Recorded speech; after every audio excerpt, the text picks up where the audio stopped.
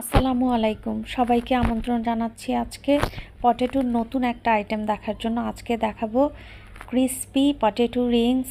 এটা আমি বাটার এবং গার্লিক দিয়ে করেছি, বাচ্চারা খুব পছন্দ করবে। চলুন শুরু করি আজকে। এর জন্য আমার লাগবে আলু অবশ্যই। আমি বড় সাইজের 3টে আলুকে আমি সেদ্ধ করে নিয়েছি। সেদ্ধ করে নিয়ে এগুলোকে আমি ম্যাশ করে নেব। ভালোভাবে ম্যাশ করতে হবে যেন কোনো প্রকারের কোনো লাম্পস না থাকে, কোনো দলা বা গুটি গুটি থাকলে কিন্তু এটা ভালো হবে না। এজন্য খুবই ভালোভাবে সুন্দর করে পটেটো ম্যাশার দিয়েও ম্যাশ করে নিতে পারেন আপনারা। আমি চামচ দিয়ে করে নিয়েছি। তারপরে আমি চুলাতে একটা কড়াইতে আমি বাটার দিয়েছি। এখানে প্রায় 3 টেবিল চামচের মতো বাটার দিয়েছি আমি।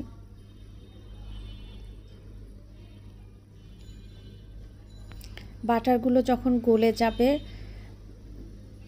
তখন আমি কিছুটা আস্ত থাকা অবস্থায় আমি এখানে অবশ্য রসুন কুচি যোগ করব। রসুন আর বাটারটাও মেল্ট হয়ে যাবে আর রসুনটাও এখানে ভাজা চলতে থাকবে। রসুনটাকে আমি প্রায় মিনিট 2 ভাজবো। রসুনটা যখন একটু হালকা কালার আসবে, রসুন আর বাটারের একটা সুন্দর গন্ধ বের হয়ে যাবে, তখন আমি এখানে টেবিল চামচ ময়দা যোগ করব।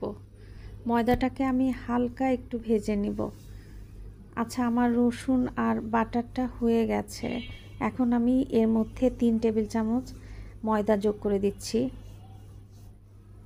একদম ভরে ভরে 3 টেবিল চামচ ময়দা যোগ করেছি। ময়দাটা যোগ করে হালকা কিছুটা ভেজে নিয়ে কয়েক সেকেন্ড, 10 সেকেন্ডের মতো ভেজে নিয়ে আমি এতে 2 টেবিল চামচের মতো পানি যোগ করে দিব।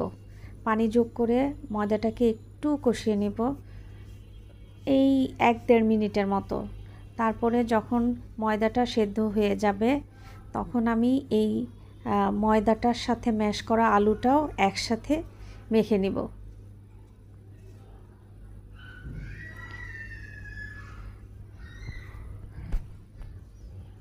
ময়দা আর আলুটার মিশ্রণটাকে ভালো করে মিশিয়ে নিব। আমি কিন্তু এখন চুলার জালটা অফ করে দিয়েছি। আচ্ছা, এটাকে আমি গরম অবস্থায় মিশিয়ে নিচ্ছি, কিন্তু চুলা এখন আমি বন্ধ করে দিয়েছি। তারপর এগুলোকে আমি একটা পাত্রে ঢেলে নিব। ঢেলে কিছুটা ঠান্ডা হতে দিব। কিছুক্ষণ ঠান্ডা করে নিব, মিনিট 5 মতো ঠান্ডা করে নিয়ে এতে আমি দিয়ে দিচ্ছি কিছুটা লবণ স্বাদ মতো, 1/2 টেবিল চামচ মরিচের গুঁড়ো এবং 2 টেবিল চামচ ধনেপাতা কুচি, আর দিয়ে দিচ্ছি 4 টেবিল চামচ কর্নফ্লাওয়ার। আমি এখানে কর্নফ্লাওয়ার 4 টেবিল চামচ দিয়েছি, এটা কিন্তু হিসাব রাখতে হবে। তারপর এগুলোকে আমি একটু ভালোভাবে মিশিয়ে নিব। আচ্ছা, এই মিশানোটা কিন্তু চামচ দিয়ে বা স্প্যাচুলা দিয়েও করা যাবে, তবে আমি হাত দিয়ে মেখেছি। ভালো করে মেখে নিব আমি, যেন সব উপকরণ একসাথে মিশে যায়।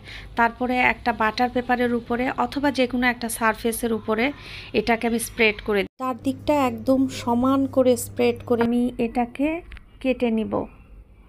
রিং আকৃতিতে কেটে নিতে হবে। বেশ ভালো করে সমান করে এটাকে আমি স্প্রেড করে নিচ্ছি, যেন কোথাও উঁচু কোথাও নিচু না থাকে, সব দিকটা যেন সমানভাবে হয়, সমানভাবেই যেন থাকে। তারপর আমার এখন আসলে এটা কাটার জন্য তেমন কিছু, আমার কুকি কাটারটা আমি হাতের কাছে পাচ্ছিলাম না। এজন্য আমি ছোট একটা স্টিলের একটা গ্লাস ছিল আমার বাচ্চার অনেক দিন আগে, সেই ছোট গ্লাসটাকে ইউজ করেছি। ছোট গ্লাসটা দিয়ে, স্টিলের গ্লাস দিয়ে আমি গোল গোল শেপে কেটে নিয়েছি। আপনারা হাতের কাছে কুকি কাটার বা অন্য যে কোনো কিছু দিয়ে, যে কোনো প্লাস্টিকের কৌটা ছোট আকৃতির, ওটা দিয়েও কেটে নিতে পারেন। তারপর হচ্ছে আমি এর ভেতরের দিকটা রিং শেপ করার জন্য আমি একটা প্লাস্টিকের বোতলের ক্যাপ দিয়ে মাঝখানেরটা কেটে নিয়েছি। আপনারা আপনাদের হাতের কাছে খুঁজে দেখবেন, যে কোনো কিছু পাওয়া যাবে। তারপর কেটে নিয়ে এইভাবে রিং শেপ করে আমি এগুলোকে রেখে দিয়েছি ভাজার জন্য। তারপরে এখন আমি তেল গরম করে, তারপরে বেশ গরম তেল, কিন্তু আমি যখন এগুলো তেলে ছাড়বো তখন কিন্তু চুলার আঁচটা একদম কমিয়ে রাখতে হবে দেওয়ার সময়। কিন্তু তেলটাকে আগে বেশ ভালো গরম করে নিতে হবে। তারপর এগুলোকে আমি একটা একটা করে চুলায় ভাজতে দিচ্ছি। আরও একটা কথা, যদি কাটার কিছু হাতে না পাওয়া যায় রিং শেপ করার, তাহলে এগুলোকে একটা দড়ির মতো বানাবো আমরা। লম্বা একটা দড়ির মতো বানিয়ে পেঁচিয়ে দড়ির দুই মাথাটা জোড়া দিয়ে দিব। এবার আমি এগুলোকে খুব ভালো করে ভেজে নিব, উল্টে পাল্টে দুই পাশ।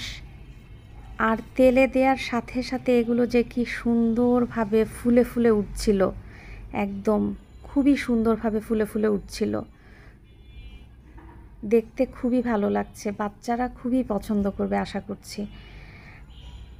আপনারা বাসায় আমার রেসিপি ফলো করে একবার বানিয়ে দেখবেন, বাচ্চারা এই আইটেমটা একদম মানে দিল খুশ আইটেম হিসাবে নেবে, আমার ধারণা খুবই পছন্দ করবে। আর এটা বড়রাও খেতে পছন্দ করবে, কারণ এখানে আমি অনেক কিছুই যোগ করেছি, ভালো ভালো জিনিস। এখানে আমি গার্লিক দিয়েছি, তারপরে বাটার দিয়েছি। এটা বাচ্চাদের জন্য খুবই ভালো, স্বাস্থ্যের জন্য হবে। আর বড়রা যারা এই জিনিসগুলো একটু অ্যাভয়েড করেন তারা অ্যাভয়েড করতেই পারেন, কিন্তু এটা লোভনীয় খাবার নিঃসন্দেহে। দেখতেও যেমন মাশাল্লাহ, খেতেও তেমনি মাশাল্লাহ, খুবই টেস্টি আর এত সুন্দর হয়েছে আপনাদেরকে বলে বোঝাতে পারবো না। আপনারা বাসায় একবার চেষ্টা করে দেখবেন এভাবে বানানোর, এবং এটা খুবই সহজ একটা আইটেম। আর এটার মানে এটা যে কি চমৎকার ঘ্রাণ হয়েছে, একবার খেলেই বুঝতে পারবেন বাসায় বানিয়ে কি যে টেস্টি, ইয়াম্মি, ক্রিস্পি, মাশাল্লাহ। আজকে এখানেই শেষ করছি। সবাই ভালো থাকবেন। আল্লাহ হাফেজ।